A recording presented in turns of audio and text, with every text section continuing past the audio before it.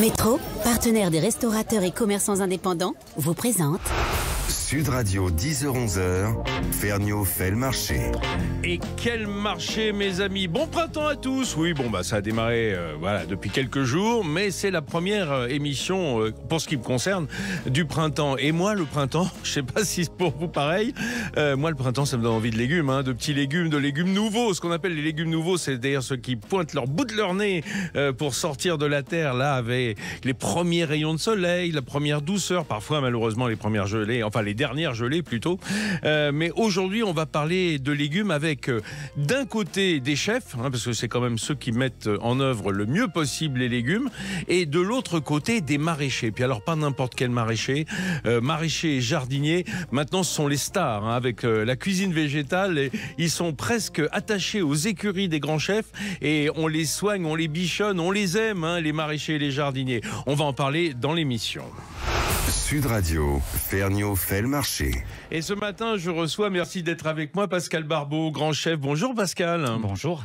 Alors c'est sympa de venir un dimanche matin à l'heure du marché, parce que effectivement, c'est vraiment là, ça flirte, on a envie de sortir, on a envie, surtout dès qu'il y a un petit rayon de soleil quelque part. Pascal, vous avez d'abord une actualité formidable. Vous avez rouvert, je dirais, l'Astrance. Alors d'abord, est-ce qu'on dit l'Astrance ou Astrance? Parce que parfois je le vois marqué sans le L apostrophe. Astrance suffit, mais Astrance. on peut très bien dire également avec un L apostrophe. Ah, c'est bien, ça me fait plaisir. Et alors, vous avez été un petit peu en itinérant pendant quoi, 2 ans à Quasiment, peu près, presque 3 ans. Le restaurant n'a pas réouvert depuis le premier confinement, soit mars 2020.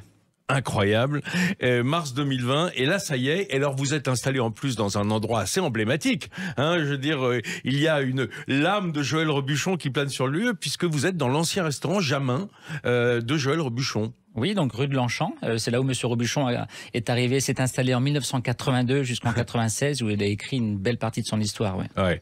Donc c'est un lieu chargé de cuisine, et de bonne cuisine et de belle cuisine.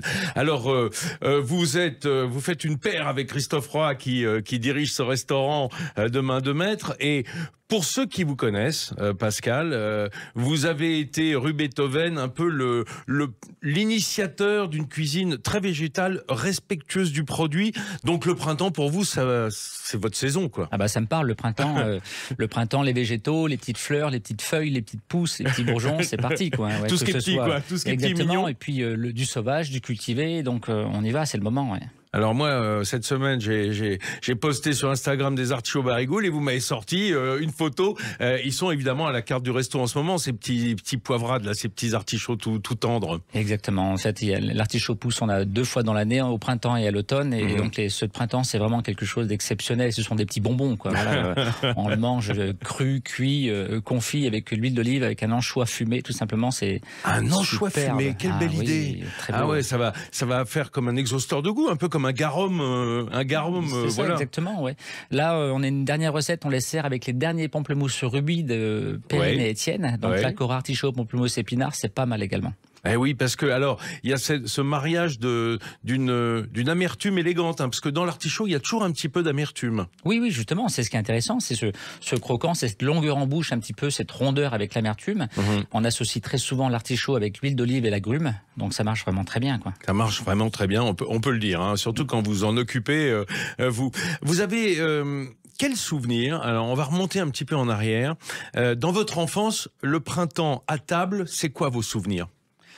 Alors j'ai la chance, donc mes parents ont toujours fait le jardin, le potager, c'est bien entendu les premiers légumes verts, on a les petits pois, les salades, les carottes nouvelles. La carotte nouvelle, c'est incroyable. On a presque oublié les carottes nouvelles, il y avait cette jardinière que tout le monde faisait. La jardinière de légumes, la jardinière printanière, quoi. Voilà, donc c'est quoi? C'est navets nouveaux, carottes nouvelles, petits pois, et voilà, c'est parti, quoi, avec une gousse d'ail nouveau. Pareil, les oignons nouveaux, des cébettes, de l'ail, et puis on a un mélange d'herbes. Donc ça, c'est fabuleux. Moi, j'aime beaucoup assaisonner ces petits légumes, alors surtout pas à l'eau. Simplement, on va mettre en cuisson la petite carotte nouvelle, le navet nouveau, les petits pois en fin de cuisson, mais on les cuit pas à l'eau, mais une goutte d'eau simplement pour apporter de l'humidité. Ça veut dire que vous les mettez dans quoi? Dans du beurre? Alors on le met dans une sauteuse, on met un tout petit peu fond d'eau, mais très peu, vraiment très peu, pour apporter un petit peu d'humidité. Également une belle noisette de beurre et surtout beaucoup d'herbes. Moi j'aime bien quand il y a une gousse d'ail écrasée. du thym, du romarin, vraiment en fonction on va au jardin tout simplement. Ou En sur le fait, marché. est-ce que c'est pas la méthode dite du glaçage des petits légumes, hein, très peu d'eau et un peu de beurre? C'est ça. Donc soit on met, et il faut les cuire à couvert absolument pour éviter que la condensation, que l'eau s'évapore trop rapidement. Et il faut une cuisson un petit peu soutenue mais assez rapide et pas trop longue. On est sur 15-20 minutes de cuisson. Et les manger croquants, quoi. Donc ça, c'est vos souvenirs d'enfance. Moi, c'est vrai que les petits pois, j'ai la chance que mon père ait su faire les petits pois, ce qu'on appelait à la française. Vous savez, vraiment oignons nouveaux, les petits lardons pas fumés surtout, hein, les petits lardons frais, oignons nouveaux et les petits cœurs de laitue qu'on mettait pour donner à la fois de l'eau et puis du moelleux à tout ça. Ça, c'est vraiment les plats printaniers qu'on devrait encore trouver sur les tables on va dire, des familles. Alors, ceux qui cuisinent le font, mais bon, c'est devenu un peu difficile. Et puis, il y a un autre produit, l'asperge. Ça, c'est vraiment symbolique du printemps. Alors l'asperge, c'est le premier légume vert de l'année. Alors on va parler de l'asperge verte en premier, parce qu'il y a vraiment ceux qui préfèrent l'asperge verte et ceux qui préfèrent l'asperge blanche. Ce sont deux produits complètement différents. Pour ma part, j'ai une préférence pour l'asperge verte, parce que c'est vraiment la première, et j'aime cuisiner la blanche, mais un petit peu plus tard dans la saison. Ouais. La saison de l'asperge verte est relativement courte. Alors ce qui m'intéresse, c'est ce côté très végétal, justement. Limite, ça en a un goût de petit pois quand on mange l'asperge, et on la sert très croquante. Le côté chlorophylle, quoi. Chlorophylle, la saveur croquant, justement, ce crunchy. À la carte, aujourd'hui, on a l'appellation de l'asperge, c'est l'asperge croquante et crue. Croquante et crue. Exactement. Ah oui, j'aime bien l'alliance des deux, effectivement. Moi, j'aime bien les poêlés, ces asperges, même quand il y a cette petite dorure, hein, cette petite réaction de Maillard, ce côté un peu doré de l'asperge verte, c'est vraiment délicieux. Pourtant, c'est très différent de la blanche. Alors, d'abord, quand vous me parlez d'asperge verte, évidemment, il y a des variétés multiples. On parle bien de celle qui est blanche, mais dans sa première pousse. Hein, c'est-à-dire que blanche et la tête verte. Alors celle qui est toute verte, on va demander à Sylvain Erard justement. Ouais. Justement, on va appeler votre maraîcher fétiche. Lui va nous donner des explications très précises parce que c'est vraiment le king de l'asperge. Il a consacré de nombreuses années justement à trouver l'asperge parfaite, sans fibre, avec du goût et très bonne. Et donc il a fait une sélection de différentes variétés d'asperges. Et là en ce moment il nous livre au restaurant des joyeux, c'est des bijoux en fait, c'est quelque chose d'exceptionnel. Des bijoux, j'adore. C'est un petit bijou, quoi. C'est quelque chose de sublime. Et donc on la cuit très peu parce qu'il n'y a pas de fibre. On sent que l'asperge n'a pas forcé vraiment pendant la pousse. On sent qu'elle est devenue à l'âge adulte qu'elle a une belle vie, cette asperge justement. Qu'elle a une belle vie et la vie ne se termine pas au moment où on l'accueille. Évidemment, vous la prolongez jusqu'au palais du convive. Et on la reçoit, elle est encore vivante justement, elle est pétillante, elle est belle, il y a encore un petit peu la rosée dessus et on l'épluche à peine simplement la base et on la cuisine direct, quoi. Je sais que vous êtes un poète en même temps qu'un chef, mais dire que l'asperge est pétillante, peut-être pas exagéré quand même. Non, vraiment, on entend le bruit, ça fait craque quand on la cache, on imagine, ça pète en bouche, c'est fabuleux, c'est beau, quoi. Ouais. Super arôme, moi j'adore évidemment. Et alors, au contraire, la blanche qui vient parfois un peu plus tardivement, c'est quelque chose qui va être plutôt sur le moelleux, sur la densité, et puis peut-être des sauces au beurre, là où on mettrait plutôt des sauces plus légères avec la verte. Alors la blanche, pareil. Bon, l'idée, c'est de garder le joli croquant sur l'asperge blanche. Hein. On peut la confire, la cuire. Bon, alors moi j'évite de cuire à l'eau, mais on peut la cuire à l'eau à la maison, bien sûr. Et là, c'est vrai qu'on a envie de la prendre, on a envie de la tremper dans une sauce, dans quelque chose, un joli un sabayon, une mousseline hollandaise. J'aime bien la caraméliser également, justement, parce qu'on a une jolie amertume sur l'asperge blanche. Donc j'aime bien la caraméliser avec un petit sirop au gingembre ou un petit sirop à l'orange amère en fin de cuisson. C'est très beau. Ouais. Ah oui, c'est très beau. Vous savez que vous êtes peut-être le premier chef. Il y a on va dire une vingtaine d'années que j'ai vu en cuisine attaquer l'asperge à la poêle comme une pomme de terre, c'est-à-dire à cru, alors que tout le monde avait l'habitude de la travailler effectivement soit à vapeur, soit à l'eau, mais en tout cas un passage par l'eau. Et vous la traitez comme une pomme de terre sautée, quoi. On va éviter de la cuire à l'eau parce que l'asperge absorbe et devient une éponge. Et donc après on perd la jolie texture de l'asperge. Et donc l'idée de la cuire à la poêle avec une petite noisette de beurre, et vraiment avec un beurre parfumé. Sur un beurre, on parlait du lard tout à l'heure, ou de herbe, ou de romarin, ou quoi que ce soit, ou avec un anchois écrasé dedans, c'est beau également. Bon, génial. Écoutez, restez avec nous si vous êtes là ce matin, parce qu'on va appeler un camarade, un autre immense chef du légume dans une seconde, juste après la pause. Métro, partenaire des restaurateurs et commerçants indépendants, vous présente Sud Radio 10h-11h, Ferniaud fait le marché. Un marché très printanier ce matin puisque l'idée c'est d'avoir des chefs et leurs maraîchers ou leurs jardiniers. Avec nous ce matin en studio Pascal Barbeau, le chef de l'Astrance, restaurant étoilé à Paris, qui a repris en fait les locaux, les murs de l'ancien Jamin de Joël Robuchon. Donc c'est un lieu un peu béni pour la cuisine. Et avec Pascal dedans, ça fait des étincelles évidemment. Et au téléphone, eh bien je veux dire, un des maraîchers stars de nos grands chefs, c'est Sylvain Erard. Bonjour Sylvain. Salut Vincent. Pascal est avec nous. Sylvain, vous êtes maraîcher à Sénas. Ça, on peut dire que c'est un peu l'embouchure ou plutôt l'affluence de la Durance. C'est le bout de la vallée de la Durance, quoi. Exactement. Donc, c'est là où tout se passe. Ah, tiens, j'attendais ça. Alors, justement, on était en train de parler d'asperges. Là, on est carrément dedans parce que vous êtes spécialiste des asperges, Sylvain Erard. Et la vallée de la Durance, c'est un terroir exceptionnel pour la première asperge verte. Et je lui demandais si c'était de l'asperge toute verte ou de l'asperge à queue blanche et tête verte. Alors, je veux la différence, cher Sylvain. Non. Nous, on fait l'asperge la vraie. C'est-à-dire Pour la petite histoire, l'asperge demi-blanche, demi-verte, ouais. est de l'asperge qui est récoltée plus tôt, c'est-à-dire qu'on récolte la partie blanche qui est encore en terre. D'accord. Et alors ça permet d'avoir des pointes qui sont légèrement plus fermées. Oui. Par contre, ça a un inconvénient, c'est que la partie blanche, elle est plus fibreuse, elle est plus, ouais. plus dure. Elle est dure comme du bois.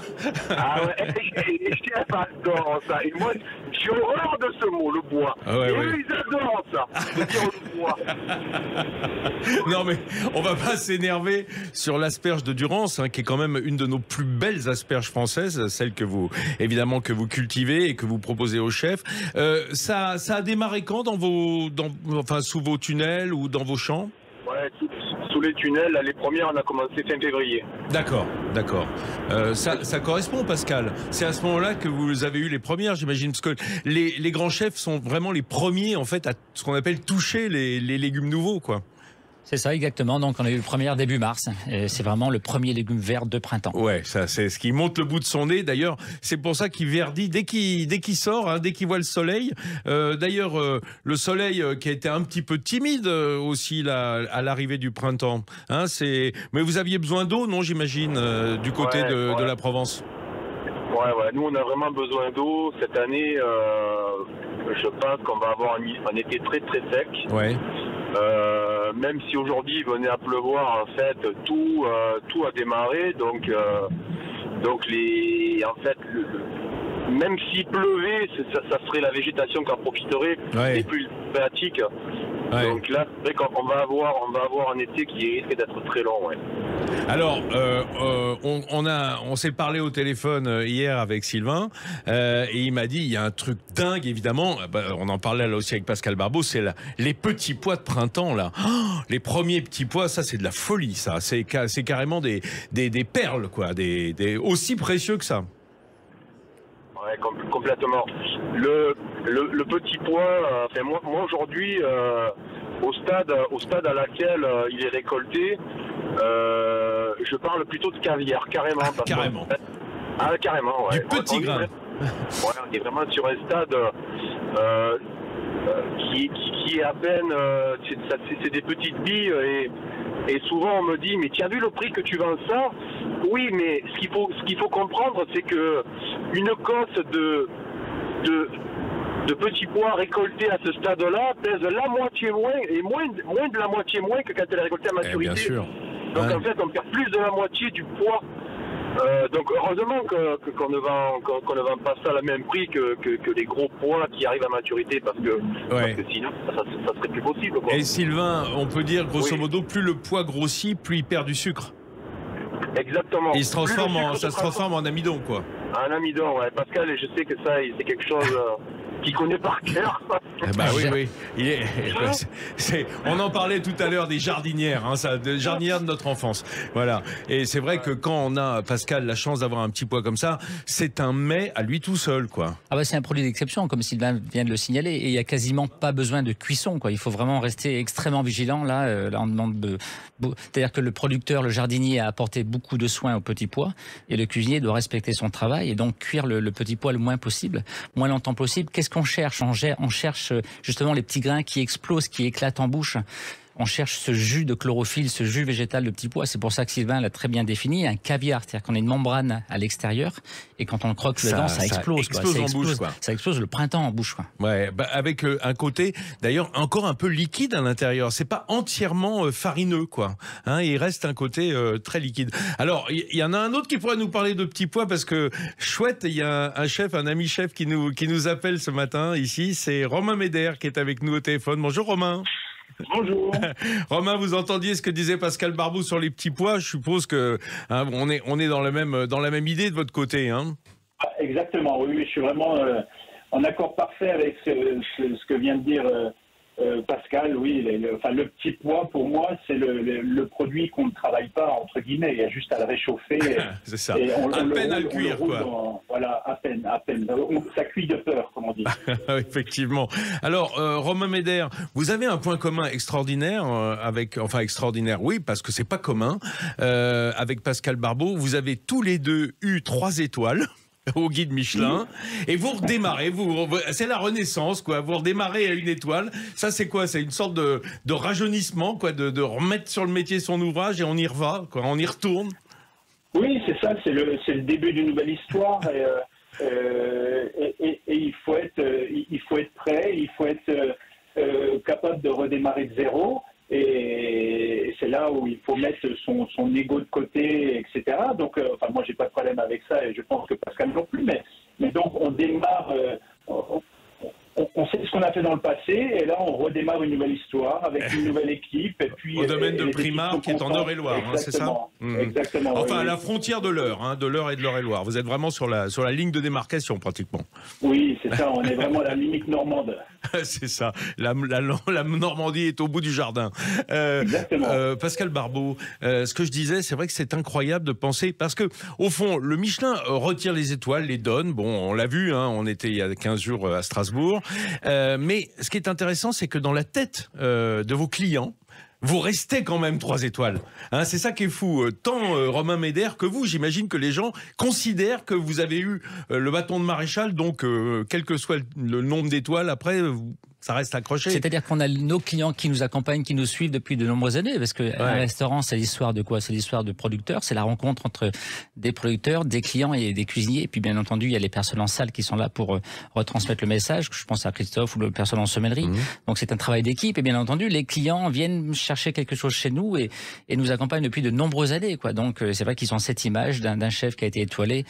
Et ensuite, nous, comme le disait Romain, c'est fabuleux parce qu'on repart à zéro, on recommence, c'est pétillant, nos équipes sont motivées. Donc c'est une nouvelle génial, jeunesse, quoi. Exactement, la nouvelle jeunesse. Vous n'êtes pas vieux, quand même, ni Romain ni vous n'êtes vieux, mais enfin, ça donne un petit coup de verdeur au printemps. C'est un peu le printemps des étoilés, quoi. C'est le printemps des cuisiniers, c'est ça, ouais. Puisqu'ils redémarrent tous les deux avec 1 étoile et 1 étoile verte en plus pour Romain Meder du côté de Primard. Et cette étoile verte, il faut la partager avec votre jardinier, le jardinier du domaine, qui est Gérard Germaine. Bonjour Gérard. Bonjour Vincent. Je suppose que cette étoile verte, vous la portez presque au revers de la veste de jardinier, parce que on imagine que c'est vraiment une équipe quand on a une étoile verte. Oui, bien sûr, mais enfin, disons qu'il faut rester modeste. On a encore beaucoup de travail devant nous. Non, je suis très content, mais je suis très content pour Romain parce que c'était réellement un pari pour lui de venir travailler à Primard quand même. Ouais. Alors donc, Primard, je tiens à le signaler, ça a été la propriété de Catherine Deneuve. C'est aujourd'hui un grand domaine, un relais château, une belle maison à la fois d'hôtellerie et de restauration. Mais vous étiez déjà là avant le restaurant, avant le chef, hein, vous vous occupiez déjà des carrés de madame, on va dire. Oui, voilà. Et bon, disons que la propriété revit, quoi, c'est tout. Il y a eu une période de travaux. Bien sûr. Et disons que le projet, je le trouvais emballant. Et de toute façon, il y a un très gros potentiel sur la propriété pour faire un hôtel et un restaurant. Et puis, Romain, c'est un peu le lien pour mettre tout ça, orchestrer tout ça. Ça, c'est très important. Alors, voilà. Romain, c'est extraordinaire, j'imagine. Alors, sans vous prendre pour Catherine Deneuve, hein, vous avez un peu votre jardinier aussi. Hein. C'est avoir son jardinier à demeure, c'est quelque chose hein, quand on est cuisinier. Ah oui, c'est un luxe. C'est un luxe sans prix. Hein. Ça n'a vraiment pas de prix. Et c'est vrai que c'est un dialogue qu'on a quotidiennement sur l'avancée de la saison. Comme là, c'est le printemps, donc il y a tout qui commence à sortir de terre. La terre se réveille. C'est assez incroyable, que ça soit dans le maraîchage ou dans le sauvage. Il y a des choses absolument incroyables. Ça y est, les cuisiniers ressortent de la cuisine pour aller cueillir des pissenlits, pour aller cueillir de la tanésie, du plantain, etc. Donc c'est passionnant. Alors Sylvain Erard qui est toujours avec nous sur la route, peut-être en livraison de ses légumes. Sylvain Erard du côté de la Provence. Sans être attaché à un chef, vous êtes quand même attaché bien à Pascal Barbeau et à quelques autres grands chefs. C'est un nouveau marché pour les maraîchers. Il y a 15 ans, il n'y avait pas vraiment de marcher vers la restauration, alors que maintenant, il y a une sorte d'union sacrée entre les chefs et leurs jardiniers ou leurs maraîchers. En fait, ce que je me rends compte, c'est que là, ça a vraiment évolué en quelques années. Moi, quand j'ai commencé, ce qui me faisait vibrer, c'était les étoiles. Travailler avec les étoilés, au plus il y avait d'étoiles, au mieux c'était. Oui. Il faut dire les choses comme elles sont parfois. C'était hyper plaisant. Et puis on se rend compte que petit à petit, les étoiles, finalement, c'est pas ce qui est le plus important. Et là où la relation devient intéressante, c'est quand il y a compréhension en fait entre le producteur et le chef de cuisine. Bien sûr. Avec une sensibilité particulière pour le végétal. Quand l'un n'impose pas à l'autre, voilà, quand l'un n'impose pas à l'autre, en fait, c'est parfois pas évident. On a des métiers, nous, on compose tous les jours avec la climatologie. C'est vrai que... La climatologie, qui n'est pas toujours facile. Voilà, et selon les régions. Alors, vous êtes pas si mal lotis en Provence, hein, globalement, par rapport à certaines régions. J'ai eu parfois dans l'émission Bruno Verjus, qui est aussi très attentif à ces maraîchers. Je pense à Bruno Quéron, qui est pas très loin de chez vous d'ailleurs. Donc, on va dire que maintenant, il y a vraiment sans parler de starification, il y a en tout cas une mise en valeur des maraîchers, des jardiniers, et moi ça me plaît bien. Voilà, je vous le dis. Franchement, la tarification, c'est quelque chose. Je fuis tout ça. Ouais. Je fuis parce que je vais parler des choses franchement, ça me gonfle parfois parce que voilà, ça devient même un peu, pourquoi pas un peu pénible même. Un peu gênant. Ah oui, on vous demande trop de selfies, Sylvain. Non, c'est pas ça, c'est que nous, on sait très bien faire notre boulot dans notre coin, et c'est vrai que... c'est bien d'être mis en lumière, mais pas trop, quoi. Voilà. Pas trop, voilà. Chacun a sa place, et c'est vrai que comme ça, c'est... Sylvain, je vous laisse, parce que de l'autre côté, il y a Romain Médère et son jardinier de Primard. Je vous laisse livrer, parce que je sens que c'est pas terminé. Il y a encore des cagettes qui attendent. Bonne journée à vous. Restez avec moi, Pascal Barbeau. On se reprend tout de suite après la pause. Métro, partenaire des restaurateurs et commerçants indépendants, vous présente... Sud Radio, 10h-11h, Ferniaud fait le marché. Toujours ici avec le printemps qui pousse en studio, en la personne de Pascal Barbeau, le chef de l'Astrance à Paris dans le 16e. Et au téléphone, Romain Médère, le chef du domaine de Primard, ancien chef de l'hôtel Plaza Athénée, où il travaillait avec Ducasse. Puis là, voilà, il vole de ses propres ailes dans son jardin, accompagné de son jardinier maison, Gérard Germaine, qui est avec nous. Alors, Romain, vous entendez ce que disait à l'instant notre ami Sylvain Erard du côté de Sénas en Provence. Voilà, la starification, c'est peut-être venu un peu trop vite pour certains maraîchers qui ont un petit peu, pas pris la grosse tête, mais en tout cas qui jouaient plus leur partition ou qui n'étaient plus accessibles, qui étaient presque réservés aux grands chefs multi-étoilés? Après, la simplification, en fait, c'est arrivé que par les réseaux de communication, par Instagram, etc. Et nous, les médias, il faut bien le dire. Oui.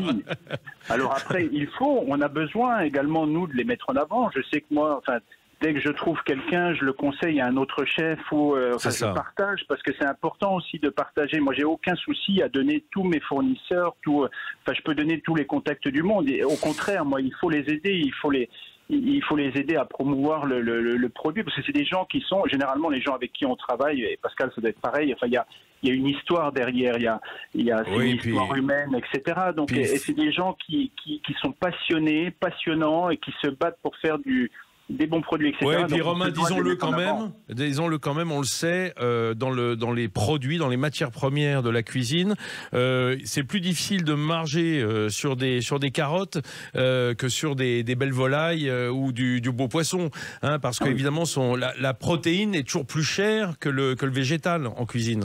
Donc, pour gagner sa vie quand on est maraîcher, il faut y aller, quoi. Il faut vraiment se retrousser les manches. Oui. Donc c'est pour ça, c'est vraiment important, encore une fois, de les mettre sous les projecteurs et voilà. Et après, c'est à eux-mêmes de gérer leur image, moi, je suis quelqu'un qui communique pas trop. Les personnes avec qui je travaille non plus. Donc voilà. Enfin, c'est un bon équilibre, je trouve. Pour bien faire son travail. Enfin, je sais pas. Après, ça n'est qu'une réflexion personnelle. Oui, non, mais c'est ce qu'on veut, vous entendre justement, avoir votre sensibilité. Pascal Barbeau, j'ai une question très simple. Avec des maraîchers comme Sylvain Erard, qu'on avait à l'instant, qui fait les prix? Est-ce que ça se discute? Non. Ou est-ce que vous prenez et puis ça se discute même pas? Ah non, il n'y a même pas de sujet. C'est le producteur qui décide de son prix. C'est nous, on ne connaît pas la rémunération juste. C'est lui qui doit estimer un petit peu la valeur de son travail. Donc c'est une question de confiance. Ah bien entendu, c'est une question de confiance et surtout quelque chose de très important parce qu'en règle générale, il y a souvent une histoire de complicité. Comme Sylvain le disait, en fait, il faut que ce soit du gagnant-gagnant. S'il y en a un des deux qui gagne, ça ne peut pas marcher. C'est comme dans n'importe quelle relation. Oui. Et surtout, il y a une histoire de confiance et de fidélité. C'est extrêmement important parce que pour mettre des choses en place, ça prend du temps. Je pense que Romain, avec son chef jardinier Gérard, pourra vous le dire mieux que moi, mais tout ça, ça prend du temps de mettre des choses en place. Sélectionner les graines, à quel moment les faire pousser, comment, à quel stade, c'est pas de l'immédiateté, quoi. Voilà, il faut être patient. C'est un travail de longue haleine, c'est un travail de patience. Donc moi, j'ai le souvenir d'avoir mis en place avec des produits, avec des producteurs. Il a fallu, on a les premiers résultats au bout de 3, 4, 5 ou 6 ans, quoi. Et voilà, il faut l'accepter. Dans les sélections, notamment. Et c'est Dame Nature qui décide. Voilà, donc c'est ce qu'il y a d'excitant, c'est ce qui est intéressant également. Voilà, on essaie de mettre des choses en place et soyons patients. Et quel sera le résultat dans quelques années? Alors, Dame Nature, du côté du domaine de Primard en Eure-et-Loire, ça a été Catherine Deneuve, Dame Nature, Gérard. Donc c'est elle qui a décidé à un moment donné. Et vous, là, vous avez repris la main, évidemment, pour tout ce qui est les carrés, le potager, les jardins. Gérard, combien de temps ça fait que vous plantez, vous récoltez au domaine de Primard? Moi, ça fait 16 ans que je suis dans ce jardin-là. Ouais. Bon, quand je suis arrivé, c'était déjà un très très beau jardin ornemental. Oui.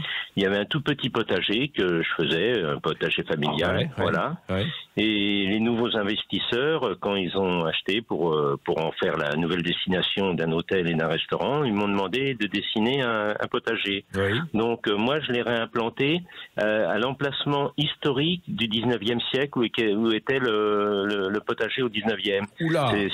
Voilà, c'était, si vous voulez, c'était un relais de chasse des précédents propriétaires qui ont construit la maison. Ouais. Et donc, c'était une ferme. Il y avait plusieurs centaines d'hectares. Il y avait 21 personnes qui travaillaient sur le site. Et donc, il y avait un potager à cet endroit-là. Donc, vous êtes le nôtre nôtre de Primard, en quelque sorte. En plantant des arbres fruitiers ou des arbres ornementaux, j'ai trouvé des restes de tuyaux en fonte, l'emplacement qui pompait l'eau dans le bief, vous voyez, pour arroser le potager. Donc, du temps de la précédente propriétaire, c'était le terrain de foot des petits-enfants, la terre était bien reposée. Reposer, mais tasser, parce que quand on court dessus... Hein. Ah oui, bien sûr. L'aérer, on a fait un potager en carré surélevé, dans des caisses en bois. Voilà, parce que les nouveaux propriétaires, ils avaient une exigence d'esthétique également, donc pour que ça soit dans le paysage. Maintenant, il faut qu'on le rende un peu plus productif, Alors bénéfique, justement, votre travail, il a changé entre le travail qui est de fournir la famille, on va dire, en petits légumes du quotidien, et la production pour un restaurant avec l'ampleur et les ambitions de Romain Meder et de son équipe. Qu'est-ce qui a changé dans la façon de concevoir ? C'est les rotations, la quantité de semis, s'y tenir plus. Parce que si vous voulez, j'ai un peu en charge un jardin qu'on m'a un peu mis en charge devant l'Éternel de l'entretenir. On a un grand jardin de buis ornemental. C'est beau, donc c'est quand même assez fragile. Avec un peu de taupière ou pas du tout? Oui, avec des taupières, c'est quand même assez fragile. Donc il a fallu que je mette ça un peu en place dans ma tête. Alors, oui, je me doute. Hein. Romain me pousse un peu, mais il a raison. Et donc, c'est en train de se mettre en place. Et je pense que cette année, on sera déjà beaucoup mieux. Et vraiment dans les années à venir, je pense qu'on aura un truc vraiment bien au niveau du potager. Romain, j'ai une bonne équipe avec moi, j'ai des jeunes. Je me doute, vous n'êtes pas tout seul. Je vous le souhaite. Hein. Romain Meder, vous qui êtes un grand chef et un grand chef du végétal, c'est d'ailleurs pour ça que je vous ai demandé d'être présent avec Pascal Barbeau. Vous partagez vraiment ça. Quels sont vos chouchous? Vers quel style de végétaux, et notamment puisqu'on démarre le printemps, vers quoi vous poussez, Gérard, dans ces carrés de potager? Alors moi c'est très très simple, c'est vraiment des choses très connues de tout le monde.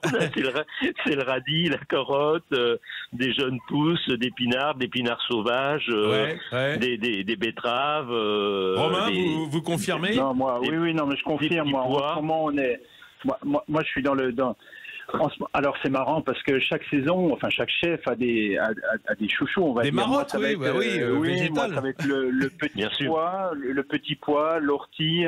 L'ortie, c'est bien ça. Là, là, ça me rappelle les veloutés d'ortie qu'on mangeait.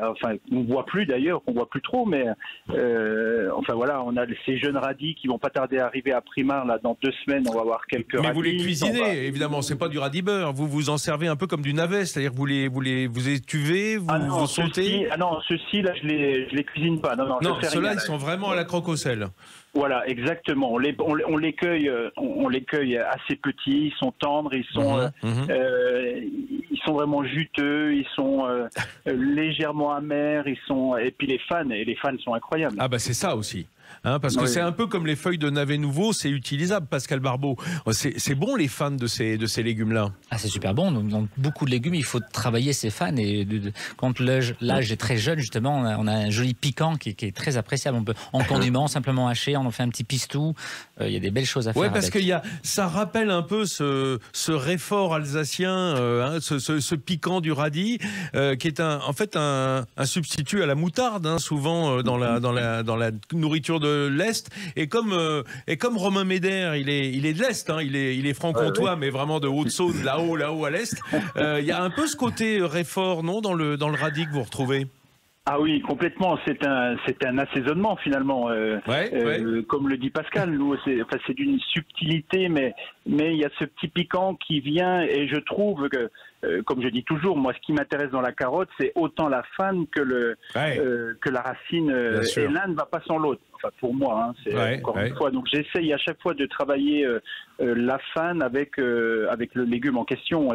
Et là, on arrive à des choses de créativité et de sensations en bouche qui sont complètement... qui sont assez complexes et délicates, intéressantes. Vous me donnez faim, je vais devoir aller au marché après l'émission, c'est terrible. Enfin, ça dit, j'ai pas besoin de ça, j'y vais tous les dimanches. Gérard, vous qui nous écoutez, alors je vais vous poser une question, on est entre nous là. Est-ce que on peut parler un petit peu oignons, enfin les aliacés quoi, oignons, ail nouveau, échalotes nouvelles, cives, cébettes, etc. Vous avez tout ça dans le jardin, j'imagine. Oui, bien sûr. Et puis on a aussi du sauvage, et ça c'est génial. On a des ails sauvages, on a de la lierre. qui a un goût d'ail qui est intéressant. Ouais. Après, en fait, vous interdisez rien. C'est un peu expérimental aussi, votre potager. Bah oui, mais ce qui est très bien, bon, étant donné que Romain, c'est un cuisinier qui va dans le jardin, il y va à pied, il longe les haies, il regarde sur les souches, et ça c'est génial. Mais c'est la façon de mieux comprendre les verdures, la nature, les plantes, et de mieux les... Bon, après, ils ont ces cuisignons-là ont le génie de vous faire des choses incroyables avec des choses ultra simples. C'est pour ça qu'on les aime et qu'on les suit. Hein. Romain Médère, ça doit vous faire du bien de vous retrouver dans la nature après avoir été au centre de Paris, dans le 8e arrondissement. Hein. Mais oui, mais c'est vrai que c'est la nature nous donne, c'est le rythme des changements de cartes, ça nous donne un champ de créativité qui est absolument incroyable. En ce moment, on a de la benoîte urbaine où les racines sont un peu de girofle. Il y a plein de choses. Il y a le lierre terrestre, la tanésie. Alors, c'est une palette de goûts qui est absolument incroyable. Les alières là qui commencent à pousser. Donc là, je vais en utiliser, mais voilà, il va y avoir ce goût d'ail un tout petit peu moins intense que l'ail des ours, mais on est sur cette même longueur en bouche. Enfin voilà, c'est absolument incroyable. Moi, quand et là, il pleut un petit peu. En 2-3 jours, tout change. Ah bah oui, puisque j'aime bien avec vous, Romain, c'est vous nous parlez de trucs qui à tous paraissent être des mauvaises herbes. Hein, moi, je sais que je cuisine le pissenlit, le plantain, c'est des choses comme ça qui sont souvent dans les pelouses, dans les jardins. On a envie juste de les jeter, alors que tout ça c'est bon, hein, Pascal Barbeau. Hein, on a envie de manger la pelouse. Presque. Bah, c'est très bon. Alors bien entendu, il faut pas se tromper. Hein. Bon, il faut avoir un petit peu de formation. C'est sûr. Notamment quand on parle de l'ail des ours. Hein, attention. Oui, pas le muguet. Hein. Voilà, il faut être très vigilant. On peut se rendre très malade. Hein. Voilà, donc bien entendu, il faut bien vraiment s'intéresser et se concentrer là-dessus. Bon, génial. Bon, ben voilà, merci beaucoup d'avoir été avec nous, Romain Médère. Je rappelle, le domaine de Primard, c'est à Gainville, c'est ça? Exactement. À Gainville, en Eure-et-Loire. Alors, si on remonte de Dreux au nord, c'est pas très loin. Hein, voilà, hein, pour situer, pour ceux qui nous écoutent, ça vaut une escapade quand on part de région parisienne pour y passer la journée. Et merci Pascal Barbeau d'être venu avec ce nouvel Astrance tout frais sorti des mains des architectes intérieurs et déjà une clientèle fidèle qui est revenue. Hein. Ils vous ont pas laissé tomber, c'est merveilleux. Ils sont présents, on est trop contents. Merci bien. Bon dimanche à vous. Ouais, on va repartir dans une seconde après la pause. On va retourner en Eure-et-Loire, figurez-vous. Eh oui, parce que aujourd'hui à Chartres, il se passe un truc. Ça s'appelle la Paulée des vins de Loire. Je vous en dis un mot tout de suite. Métro, partenaire des restaurateurs et commerçants indépendants, vous présente Sud Radio 10h-11h, Ferniaud fait le marché. Allez, retour en Eure-et-Loire, figurez-vous mes amis, puisqu'aujourd'hui se tient à Chartres la Paulée des vins de Loire et ça a déjà démarré, ça a déjà démarré depuis ce matin. Je suis en ligne avec Bertrand Jallerat. Alors la famille Jallerat, c'est le Grand Monarque, c'est le spot à Chartres. Très belle maison, le Grand Monarque. Bonjour Bertrand. Bonjour Vincent. Merci d'avoir pris vraiment un petit 10 minutes pour être avec moi ce matin parce que ça doit être chaud dans les rues de Chartres. Hein. La Paulée en général c'est un tel événement que ça draine du monde. La 40e Paulée, donc ça commence ça a bien trouvé ses marques. J'ai envie de dire que ça rayonne et ça respire et ça goûte. Alors c'est génial. Il faut nous expliquer, Bertrand Jallerat, ce que c'est qu'une Paulée. Qu'est-ce que ça veut dire en fait? C'est un rendez-vous de vignerons? Eh bien exactement. La Paulée est née en Bourgogne, à Monceau, où les vignerons avaient une fois par an le rendez-vous pour faire goûter leur cuvée à leur père. Et voilà. Et à Meursault, c'était le samedi de la semaine d'avant d'ailleurs. Hein, je le signale pour ceux qui sont passés par la Bourgogne. C'est un événement magnifique d'ailleurs, mais c'est malheureusement pas extensible, mais c'est un événement magnifique. Bon, alors la Paulée des vins de Loire à Chartres, qui en a eu l'initiative? Alors, je crois que il y a toujours une cave remarquable entre guillemets au Grand Monarque et mon papa Georges, quand il a repris ce Grand Monarque là, il a eu à cœur de créer un événement qui puisse fédérer les restaurateurs, les vignerons, les passionnés de vin, voilà. Et c'est avec Jacques Puiset et suite à un séminaire de découverte du vin, de approfondissement du vin avec Jacques Puiset, qu'ils ont tous les deux... Grand professeur d'œnologie, Jacques Puiset, voilà. Ouais. On peut dire... Personnalité française émérite, ancien directeur de laboratoire d'analyse de Tours, mais qui a œuvré, notamment par des ouvrages comme Le Goût Juste, à ancrer et à fonder les bases d'un Val-de-Loire qui est en pleine révolution depuis lors et qui bat son plein avec une diversité incroyable. Alors, Bertrand, c'est drôle parce que juste avant la pause, on était avec Romain Méder au domaine de Primard. C'est la gloire de l'Eure-et-Loire aujourd'hui. J'avais pas fait le rapport. Je me dis c'est dingue. Et au fond, je dis mais en fait, on bouge plus d'Eure-et-Loire. Et c'est vrai que Chartres, si on prolonge vers le sud, on n'est pas très loin de cette vallée de la Loire. C'est peut-être pour ça qu'il y a cette connivence avec tous ces vignerons qui viennent de toute la vallée de la Loire, hein. Depuis, on va dire le haut, hein, du côté du Sancerrois, etc., jusqu'à l'embouchure, jusqu'au Muscadet. Muscadet, même jusqu'aux forêts, Oui, c'est vrai qu'on remonte jusqu'aux forêts dans le département de la Loire. Ouais, exactement. Alors, c'est extraordinaire. Ça draine combien de vignerons qui viennent faire goûter, déguster et vendre leur vin aussi? Alors sur le marché, on invite les vignerons qui vont présenter leur vin et généralement les découvertes, les jeunes vignerons ou des vignerons qui démarquent à ce moment-là. Voilà. Et puis au marché, il y a une quarantaine de vignerons qui présentent leur vin, donc vraiment de toutes les régions, comme tu viens de le dire, Vincent. Et puis en tout, présent sur l'événement, j'ai envie de dire qu'il y a une centaine de vignerons. Centaines de vignerons, centaines de sommeliers, restaurateurs, donc pour l'événement du marché, mais aussi pour le dîner Accord Mes Vins qui se tient en Grand Monarque. Mais toute la journée, donc ça déguste avec modération, et heureusement il y a des capitaines de journée comme on peut avoir des capitaines de soirée, hein, parce qu'il ne s'agit pas de se mettre sur le toit au moment de repartir en voiture de Chartres, surtout avec les cartons de jolis vins dans le coffre. Mais c'est vraiment pédagogique. C'est pas uniquement une foire au vin dans le sens où on vient acheter ses bouteilles. Non, on est vraiment au contact de ces passionnés que sont les vignerons de toute la Loire. De toute la vallée de la Loire. C'est vraiment l'esprit de la Polée. Alors qu'est-ce qu'on va trouver? On va trouver des femmes vigneronnes, on va trouver Vanessa Cheruot, on va trouver Isabelle Pangot, Marie qui est devant moi, Laurie, voilà, enfin plein de domaines vignerons et de vigneronnes qui incarnent le territoire. On trouve les gens du centre, il y a la délégation, la team Montlouis comme je les appelle. Ah, Montlouis-sur-Loire, face à Vouvray, hein. Voilà, il faut pour ceux qui ne connaissent pas, juste avant Tours quand on descend la Loire.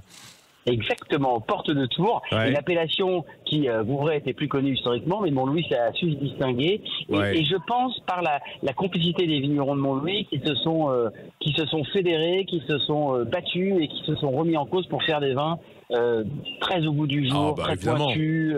Voilà, vraiment. Donc, je les appelle la team Montlouis. Voilà. Formidable. Il y a des grands cabernets de Loire. Alors, c'est ça qui est extraordinaire, c'est aussi la diversité. Je sais que vous êtes un fou de vin, comme toute la famille Jalra. C'est la diversité, en fait, de cépages qu'on trouve. Depuis les cabernets francs, évidemment, que sont les cépages de Chinon, Bourgueil, Anjou rouge, etc. Le Chenin, qui est quand même le Chenin, c'est le grand cépage blanc de cette vallée des Rois, de vallée des Rois. Mais si on remonte, on va aller au Sauvignon. Et puis si on remonte, comme vous le disiez, jusqu'aux forêts, ça va être le Gamay qui va être un petit peu à l'honneur. Et puis ce qu'on appelle le melon de Bourgogne. Alors il faut plus dire de Bourgogne, il paraît, du côté de Muscadet. Donc il y a une diversité de cépages incroyable. Le Caux aussi dans tout le coin de Cheverny, etc. Donc une diversité, ce qui fait que sans bouger de la Loire, on est sûr de trouver quelque chose qui vous plaît, quoi. Il y en a pour tous les goûts, c'est bête à dire, mais vraiment c'est très divers.